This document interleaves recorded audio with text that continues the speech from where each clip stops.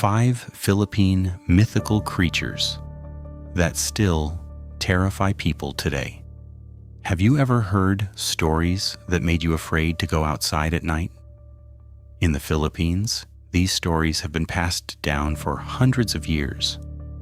Grandparents told them to their children, who eventually told them to theirs. Some people believe they're only legends. Others swear they've experienced them. Tonight, we're counting down 5 of the most famous mythical creatures in Philippine folklore. And trust me, you might think twice the next time you hear strange sounds after dark. Number 5, Bakunawa. Imagine this. You're living in the Philippines hundreds of years ago. It's a peaceful night. The sea is calm and the full moon is shining brighter than ever. Then something strange happens. Little by little, the moon begins to disappear. Today we know it's called a lunar eclipse. But back then, people believed something far more terrifying. They believed a giant sea serpent, called Bakunawa, had risen from the deepest part of the ocean, and it wasn't looking for people. It was hunting the moon. According to the old legend, there were once 7 moons, and Bakunawa had already swallowed 6 of them. So whenever the moon began to disappear, entire villages rushed outside. They beat drums, banged pots and pans, and shouted into the night, hoping to scare Bakunawa away. And then just as suddenly as it disappeared, the moon returned. People believed Bakunawa had finally let go, whether it's only a legend or something more. It's a story that's been passed down for generations, and it's still told across the Philippines today. Number 4, Nuno sa Punso. Have you ever walked past an ant hill and heard someone say, "Tabi-tabi po"? Maybe you thought it was just an old Filipino tradition, but for many people, it's much more than that. According to Philippine folklore, someone lives inside those mounds. Not an animal, but a tiny old man known as the Nuno sa Punso. They say he doesn't bother anyone unless you disturb his home. Imagine kicking the mound or digging into it without asking permission. Folklore says that's when the trouble begins. People believed those who offended the Nuno suddenly became sick. Some developed unexplained fevers. Others claimed they became lost, even in places they knew by heart. That's why even today, some Filipinos still whisper, "Tabi-tabi po," just in case someone is listening, whether you believe the legend or not. The next time you pass an anthill, you might find yourself saying, "Tabi-tabi po," just to be safe. Number 3, Tiyanak. Imagine you're walking home late at night. The road is quiet. The only thing you can hear is the wind. Then suddenly, a baby starts crying somewhere in the darkness. What would you do? Most people would probably go looking. I mean, who would leave a baby alone in the middle of the forest? That's exactly what the legend wants you to think. According to Philippine folklore, that crying baby isn't human. It's a Tiyanak, waiting for someone kind enough to pick it up. And the moment you get close, everything changes.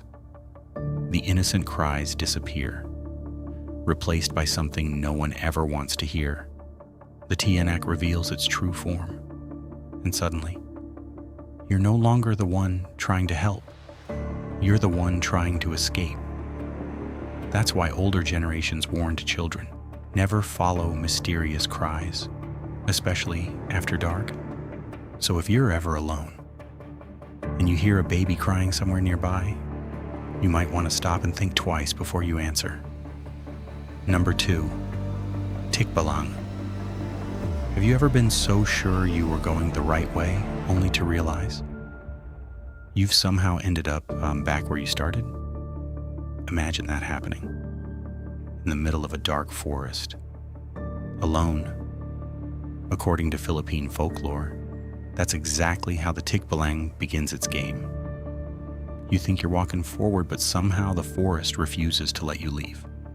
You keep walking, Minutes turn into hours. But every trail somehow leads you right back to the same place. Then you hear footsteps, heavy ones.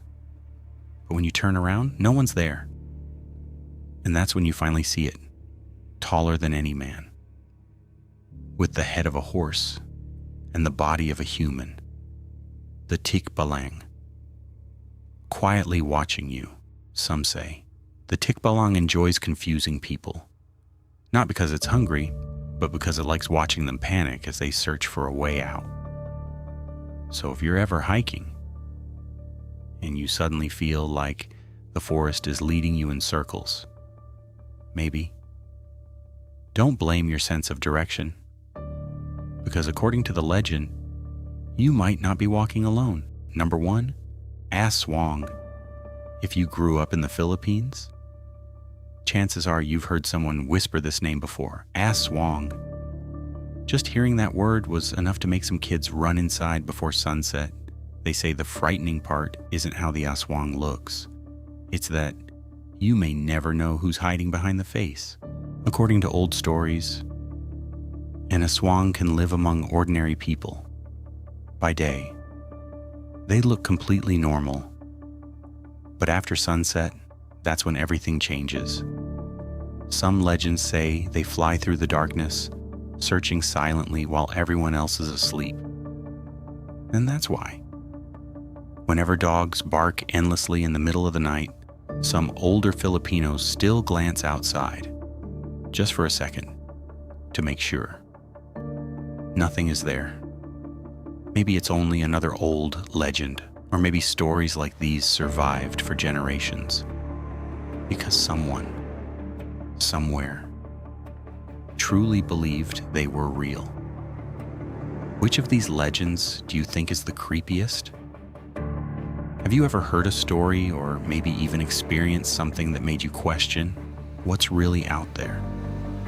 Let us know in the comments, and if you enjoyed this journey through Philippine folklore, don't forget to like, follow, and subscribe to Shadow and Moon Tales. Until next time, keep your eyes open, because every legend begins with a story.